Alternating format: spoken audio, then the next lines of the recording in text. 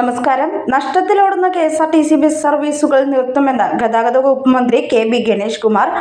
ജനപ്രതിനിധികൾ പരിഭവിക്കരുതെന്ന് പറഞ്ഞ മന്ത്രി മറ്റ് യാത്രാ സംവിധാനങ്ങളില്ലാത്ത സ്ഥലങ്ങളിൽ സർവീസ് നിലനിർത്തുമെന്നും മന്ത്രി വ്യക്തമാക്കി. ഇന്നാണ് മന്ത്രി ഓഫീസിലെത്തി ചുമതല ഏറ്റെടുത്തത്. അധികം പരിപാടികളിൽ പങ്കെടുക്കില്ലെന്നും പത്തനാപുരം മണ്ഡലത്തിലെ പരിപാടികളിൽ പങ്കെടുക്കുമെന്നും മന്ത്രി പറഞ്ഞു. തിങ്കൾ മുതൽ വ്യാഴം വരെ ഓഫീസിലുണ്ടാകും. ക്യാബിനറ്റ് കഴിഞ്ഞ് വകുപ്പിലെ ഉദ്യോഗസ്ഥരെ കാണും. KSRTC പ്രശ്നങ്ങൾ പരിഹരിക്കുമെന്നും വരുമാനം കൂട്ടുക മാത്രമല്ല ചെലവ് കുറയ്ക്കലുണ്ടാകുമെന്നും അദ്ദേഹം വ്യക്തമാക്കി. സ്വകാര്യ കമ്പനികളുടെ CSR ഫണ്ട് സ്വീകരിക്കാൻ ഉള്ള ശ്രമം നടത്തും.